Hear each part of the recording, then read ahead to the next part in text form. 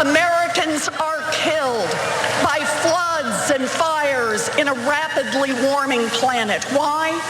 Because huge fossil fuel corporations have bought off our government. That's Senator Elizabeth Warren in New York. She gave a speech on corruption, and she's put out a plan on how she plans on fighting corruption. We'll get to those details in just a second, but our very own Emma Vigeland was there to cover this event, and she spoke to Warren supporters and specifically asked them why they've chosen to support Warren over Bernie Sanders. Let's take a look at the first video. I got into Elizabeth Warren a long time ago. If you remember in 08, the housing crisis in California, we lost our home, including everybody on my row in Sacramento, California, along with rows and rows of homes. And I couldn't understand it. I was still in high school, so I didn't understand why we lost our home, but they just said, the recession, right? So as I got older, I got some researching, and I saw her and how she's been fighting and screaming at the top of her lungs about why we're going to a recession, how this can bankrupt American families, and at the end of the day, what we can do about it. So then she ran for Senate, and then she's been out there being the voice of what I really have been going through. So I believe in her in my heart and soul. I understand the Bernie supporters, I get them, but Elizabeth is my heart and soul because I feel like she's really speaking to what I've been through. And I'm still a capitalist. I still believe in markets, but I believe in rules and regulations. Yeah. So I think, first of all, obviously Elizabeth Warren touched his life because she was vociferously fighting for the Consumer Financial Protection Bureau as a response to what happened in 2008. And so she made a lot of news there. I think her shining moments usually feature her grilling a CEO. She famously grilled the former CEO for Wells Fargo. But that last part of his answer, I think, is incredibly relevant because there is a major difference between Bernie Sanders and Elizabeth Warren.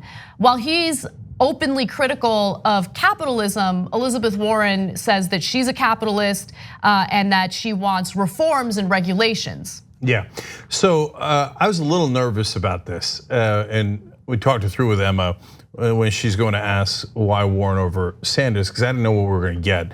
But the reason we did it was because we were genuinely curious. And so when Emma's gone to other rallies, we had some inkling of what we were going to get, and we largely got it. So in the Trump rallies, we didn't have an inkling. We knew what we were going to get, and we got it in spades.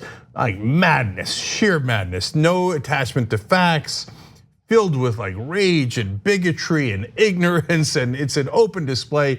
She does this on Rebel HQ all the time. She's brave, she's awesome, you should check it out. Easy way to do it is go to tyt.com, and then when you look under our shows, you find Rebel HQ and check out Emma's videos from all the different rallies. She went to a Biden rally, and that's where I was like, I think that they're not gonna know any policy, but I don't know, so let's go ask them, right? Mm-hmm. And she goes, and it's not that they didn't know policy, it was more, as it turned out, they're like, I don't know, man. I'm not sure if it's Biden. I guess I kind of like Biden. I came to check it out, right? Which is exactly the Biden voter, right? Mm-hmm. I heard of Biden. I like Biden. I think I like Biden, so I came to check it out.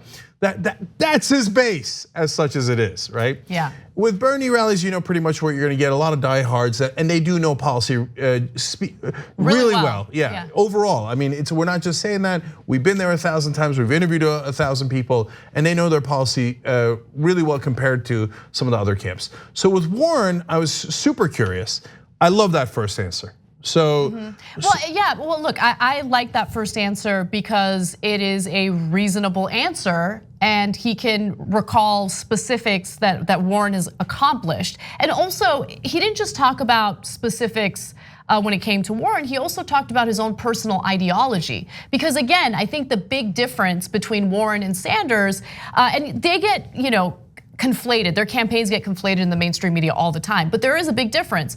You have Sanders referring to himself as a democratic socialist, someone who wants a real systemic change, who really wants to, shift the conversation from privatizing certain things like healthcare to socializing it. And then at the same time, you have Elizabeth Warren, who says, I am an avid capitalist, but I do think that we need, some reforms and some regulations to kind of rein things back in. Yeah, guys, don't get hung up on the words because, look, I still call myself a capitalist, but in some ways I'm even more of a revolutionary than Bernie Sanders because the real revolution is changing the Constitution. Otherwise, you haven't really fixed anything. I mean, it's not fair to say you haven't fixed anything, but it's not permanent. You have to make structural changes, and that goes to the Constitution. So I believe in massive change, but that doesn't mean that I'm against capitalism. But so that's my point is, his democratic socialism and my capitalism are nearly identical. So it's just wordplay, in my opinion. So anyway, so this guy says he's for capitalism, but he wants major regulations so that consumers don't get screwed. But look, when Emma goes to do these things, we're not just showing you the things that we like, or we're trying to give you a representative sample. And by the way, Emma is in some ways part of my secret advantage. So the reason why I think I'm pretty good at predictions is, one, I actually look at the polls without bias. I try real hard to do that. But the other reason is wolf packs all over across the country talking to real citizens nonstop, 40,000 volunteers, they give me feedback. And then Emma goes and talks to these voters, and she's our secret weapon. She gives us feedback as to what they're really thinking, and it makes a giant difference. And oftentimes you can see their thoughts in the polling too, and so it works in coordination. So now, that's just one guy. We've got more for you guys, but I did want to give you Emma's general sense of it. She thought that Warren's supporters in the whole were actually a little bit more moderate than Warren herself, which is really interesting. And I'm going to give you my anecdote about that in a second, but let's go to the second video that Emma did. And this is a good example of a moderate voter. Take a look. She's not my candidate yet, 100%. I like Pete Buttigieg, but I like her. I like that she has a plan. All right. So it's between her and Pete Buttigieg. Oh yeah, but also maybe even Amy Klobuchar and Cory Booker. I'm not even close to picking one person yet. But if I'm gonna go for somebody like on the left side of the spectrum, it's going to be Elizabeth Warren as opposed to any of the others like Bernie or anybody like that. So why not Bernie? It's time for a woman, is all. I mean, Bernie's over and done. Didn't do it the last time. Elizabeth has more energy. I think she's got more intelligence. Look, I want to be really careful. I don't want to set up a false equivalency because most of the people that Emma talked to actually were very knowledgeable about policy. That's why I really liked the first guy. He had a real policy reason why he liked Warren even over Sanders as a progressive, right? Now, are there some people who don't know all the details of policy? Of course, guys, remember, it's our job to know all the policy. It's not the job of an average citizen to know all the differences between Sanders, Warren, and Klobuchar, right? So to us, sometimes it sounds discordant, like Klobuchar and Warren aren't even remotely close, in my opinion, right? But that's not her day job, right? So, and that's a portion of the Warren supporters as well. And yes, there's some who say, it's time for a woman, etc. My personal anecdote is, I talked to my friends in the New York area because I was just there.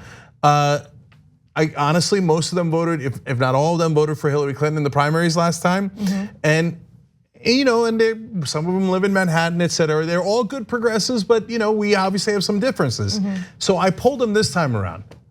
They all said Warren. Yeah, that doesn't surprise me at all. No, it surprised me a little bit because I thought some of them might go for Buttigieg or like a more moderate to conservative Democrat, but they didn't. And that was interesting. They all went progressive, but they went to Warren. And Warren, for a lot of those folks, is the water's edge. Cenk, I know that you think it's just nonsense wording and it's not that important, but it is important. The reason why they're open to Warren is because she says that she wants to protect capitalism, right? So the big fear with Bernie Sanders for the group of people who ended up voting for Hillary Clinton in the last primaries is that they're scared. When they hear the phrase democratic socialist, they get scared because they're worried about real systemic change that could maybe put them at a huge disadvantage, right? Especially if they're well-to-do, they might have to pay a lot more in taxes. They don't want things to change too much, but they are open to some reforms, which is why the words that these two candidates use does matter because it sends a message to people. That's what I'm trying to say. Yeah, no, I get it. And the Bernie people want to painted as we're in favor of revolution, they're in favor of reform. Right. Yeah. Now, and so by the way, a lot of people might say, I don't want a revolution. Reform sounds just right? A little Goldilocks, if you will, right? And other people say that's unfair to Warren because look at what the Wall Street reaction has been to her now that they think, she might actually win. Just like I told you guys, the minute they think she might win, they're gonna panic. And the panic has begun because her reforms are, and this everyone has to concede. If you think Bernie's better, no problem at all. I 100% get it, right? But her reforms are not light. You can't say they're light. No, she's got great reforms. There's no question. Like there are certain policies that she's put forth that I absolutely love. However, I think now that we have a better sense of who her supporters are, and there's a lot of crossover between Hillary supporters and her supporters, I have to say some crossover. There is, according to Emma and what she reported back to us, there was at least 50% crossover from what she experienced there. I think that's significant. I'm only bringing that up because lately she's been, a little more careful with her reform language. And she hasn't put out her own version of a healthcare policy. She says, on the debate stage that she unequivocally supports Medicare for all. However, recently, she did put out something on her website about healthcare that made me uncomfortable because it was very specific in noting that she wants to regulate the private healthcare industry, especially when it comes to mental health care.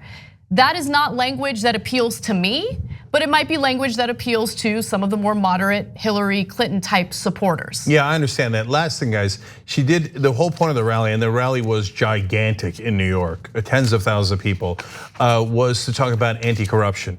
And so her first set of proposals that have come out are basically against lobbying and insider trading.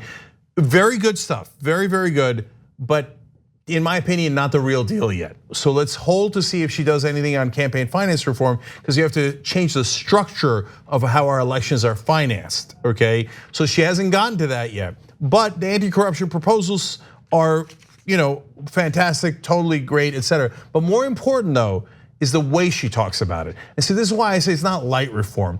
She's a very rare politician who's actually calling it corruption. And she's doing it, I would argue, even more aggressively than Bernie Sanders is. And so she says, look, the reason we're not getting any of these things passed is because of corruption. If you're wondering why I like Elizabeth Warren so much, number one, she's massively progressive. Number two, she talks about corruption more than almost anyone else does.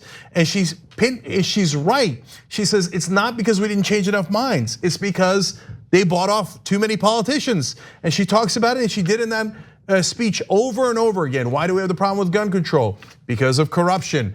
Energy and climate change because of corruption. Healthcare because of corruption.